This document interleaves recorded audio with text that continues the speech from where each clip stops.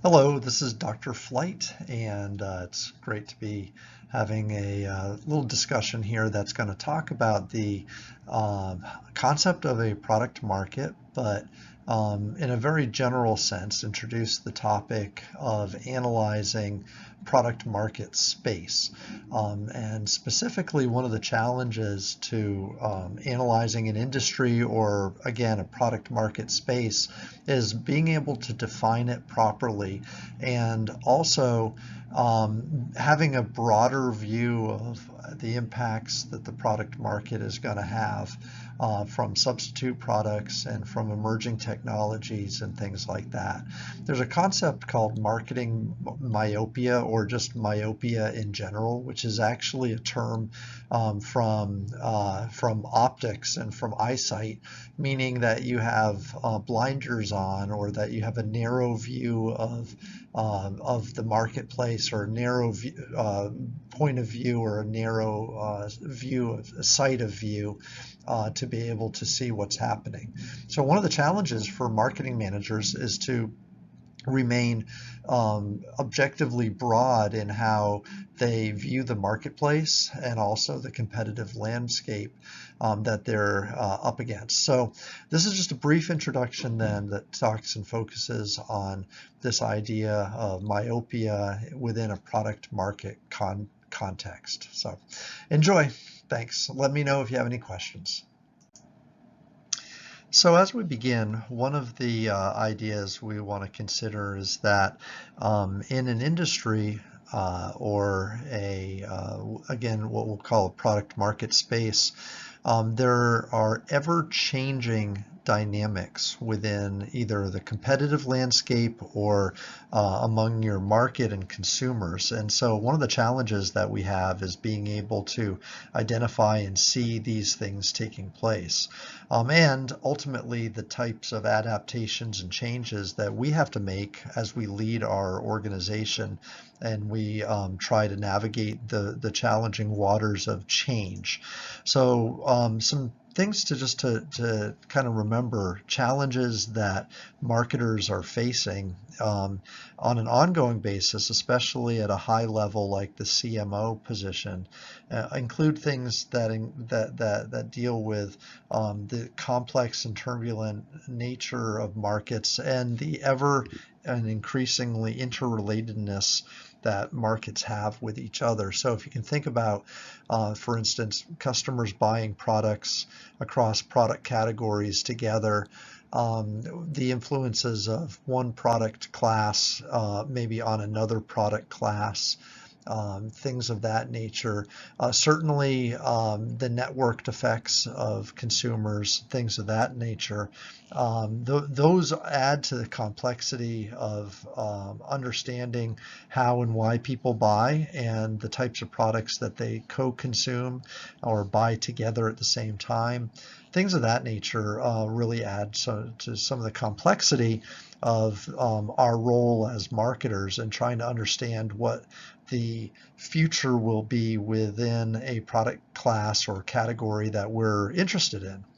So as a result, we need to maintain what we think of as a broad view of the market, but then also a broad view of our competitors. We need to remember there are substitute products and competitors who are new entrants who we don't even know about yet, who are going to be a problem or a concern for us down the road. But being too narrowly sighted is problematic. So having a broad view of the market and our business environment is essential. Moreover, we need to be able to, as again, CMOs, be able to try to capture a view or a vision of what our product market space is going to look like in the future, what our competitive landscape might look like, what our market might look like, trends in the marketplace, and so forth. So being able to be proactive with a vision of the future, being able to take into account a broad view of the business environment as opposed to a narrow view, and understanding that The nature of our competitive landscape is often changing rapidly. It's turbulent and really challenging from that perspective. Adds to this idea that we need to be very, very conscientious in understanding, defining, and seeing where risks and challenges are going to come up from. So we know that there are lots of there is a lot of change that often happens within an industry. And even nowadays, industries that are kind of older and stable are going through lots and lots of disruptive changes that need to be thought about as we move forward and as we begin the planning process as marketing managers and strategists and planners. So one of the questions to ask is, where does change come from when we look at a marketplace or we look at a product category that we're potentially either doing business in or we're looking to get involved in? So the change and drivers of change can happen in a number of different areas. One would be this idea that the marketplace trends happen and marketplace trends cause change among our consumers' interests and their desire for products and brand characteristics and things like that change. So cultural change, societal change, just change in interests often create some new needs in the marketplace that we as managers need to be aware of. Disruptive innovations is another progenitor of change that we need to be aware of for, if we're analyzing a market space. Certainly among our competitors, if a competitor or if we create a new technology or develop a new technology that helps us either in a process innovation, like maybe create a product better, more efficiently, or maybe it allows us to create a new line of products because we've had some type of innovation, that new innovation is going to disrupt an entire industry or has the potential to do that. And we need to be aware of that. So imagine if we're creating a product and our competitor comes out with a whole new way to create that product or a whole new product version and we're behind. If we're behind, we're playing catch up and before we know it, the whole industry might change in front of us, and we might not be able to catch up with those changes. Another item here we're going to check off here is something called commoditization. One of the realities is that as a product goes through the product life cycle, it becomes more common and more available, and as technology ages within a product category, it becomes easier and easier for others to copy. So a product that begins as innovative becomes less innovative and more of a commodity over a period of time. And so once your product becomes more of a commodity, something that's ubiquitous or something that's all over the place, then we have to treat it differently and market it differently. Consider, for instance, in the early 90s, the cell phone industry. Cell phones were fairly new. It's a novel, innovative type of a product in the early 90s. They became more popular in the mid and late 90s, but now fast forward, 15 to 20 years roughly, and and you have a product that is available everywhere. Lots and lots of people. The penetration rate, in other words, in the marketplace is fairly high for that product, and it's almost a commodity if you think about it. Now, there's some differentiation, of course, with between phones and phone carriers and features and things like that. But today, the novelty of having a cell phone is lost, and it's more of a commonplace thing. Another checkbox here, the last thing to look at would be something called creating new space. So when a new product category emerges or a new technology emerges, sometimes new customers are created or customers are created into a new product class. So this is this idea of creating new market space. So finding new customers with a new product is a highly innovative type of a thing, but what it could do is it could shift customers away from you, and you could completely miss a whole market trend because you're behind the times and you're not following some new aspect or business that's coming along, or customers are realizing a product that they never knew they needed before because perhaps it didn't exist. Okay, so anyways, the point of this is to say that that marketplaces and the competitive landscape is ever changing, and one of our challenges is to be able to see in the future and be able to have a vision for what those changes may be, and very importantly, try to identify where those changes will come from. So certainly we can look at this array of challenges that are moving against us that we have to manage. So continuous monitoring is something that needs to be done. By continually monitoring the environment we find ourselves, it will help us identify good opportunities that we can take advantage of, shifts in customer values.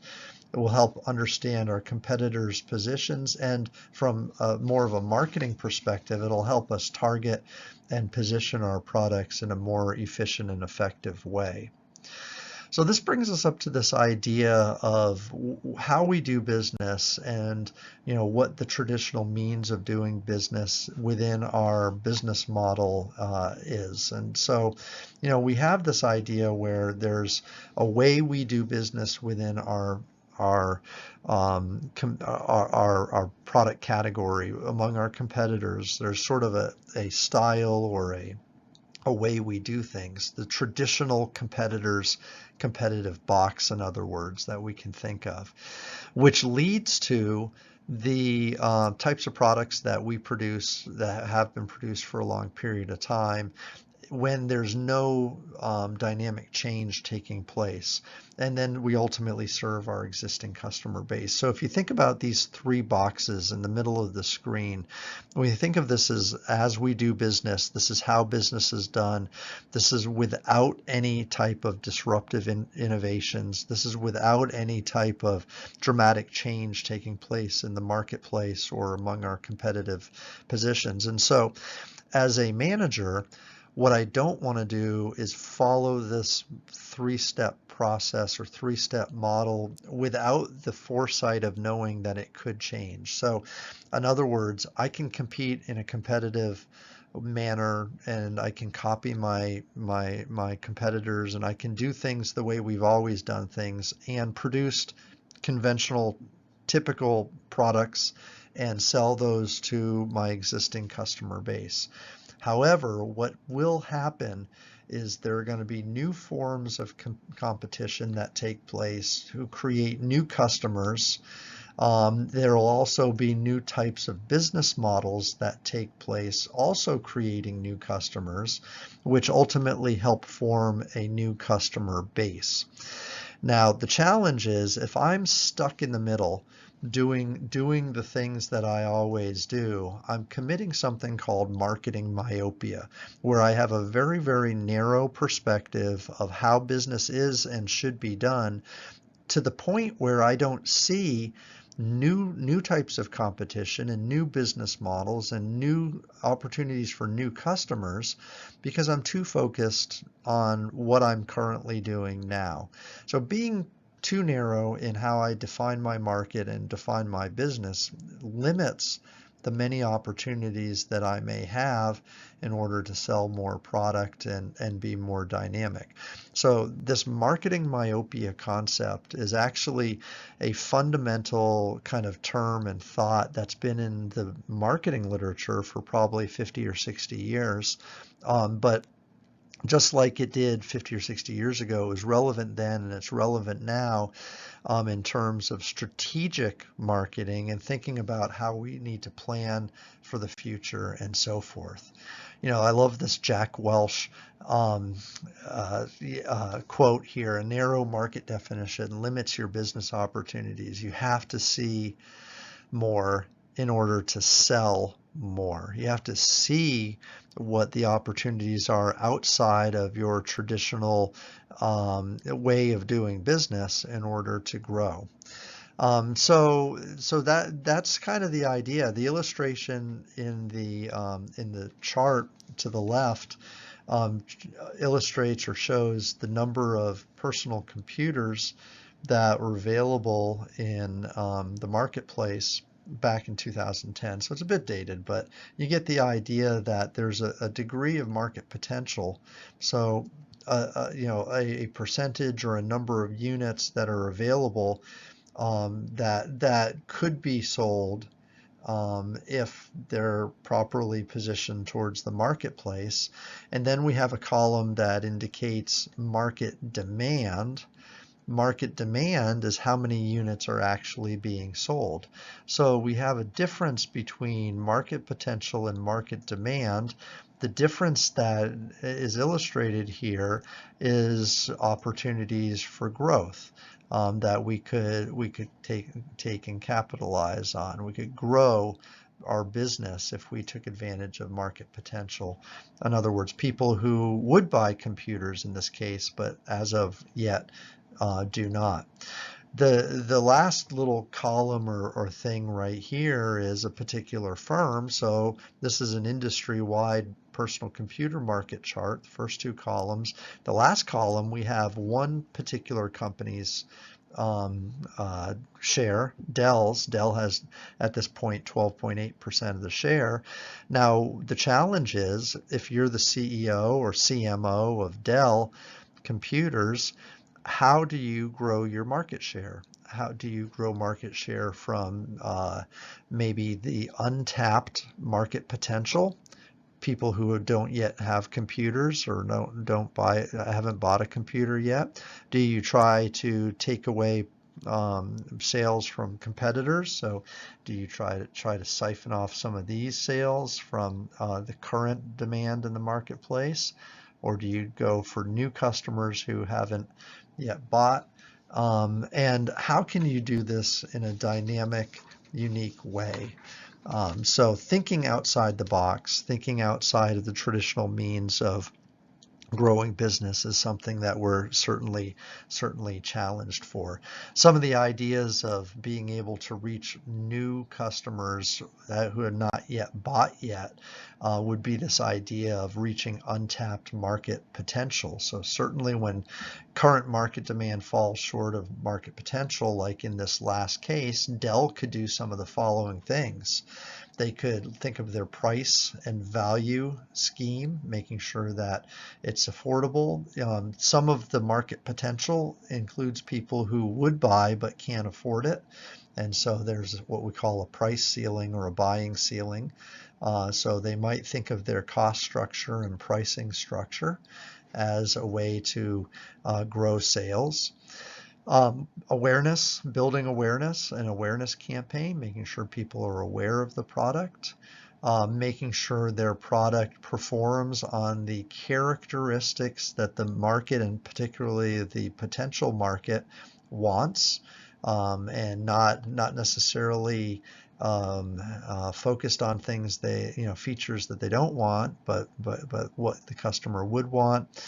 Making sure customers can see the use and efficiency of the product that's there, and also maybe increasing distribution. So when we think about growth, we might think of advantages we can take in terms of our marketing mix elements when we think about advertising, promotions, That's building awareness, distribution, pricing, product development. You kind of go back to the day when you're thinking about the 4 Ps of marketing, and the 4 Ps are actually all represented in these suggestions on how Dell could potentially grow market share, do some things outside of the competitive box to try to restructure or create turbulence and a new buying environment. Okay, so what we're going to do is wrap this up. And again, I just wanted to do a quick introduction of this idea of industry analysis and product market space. And so it's an industry analysis type of a thing where we want to be able to understand how an industry works, but we need to understand also that there's a constant degree of change happening within industries, within marketplaces. And as a CMO, we need to be aware of where those changes are going to come from. And we could be proactive and be part of the change. And by being part of the change, we'll be able to gain big market advantages, especially with new customer spaces and new customer market segments. Okay, so again, this is a nice introduction to what we call marketing myopia, and this idea of beginning to analyze the competitive environment that we find ourselves in. All right, let me know if you have any questions. Look forward to hearing from you. Thanks.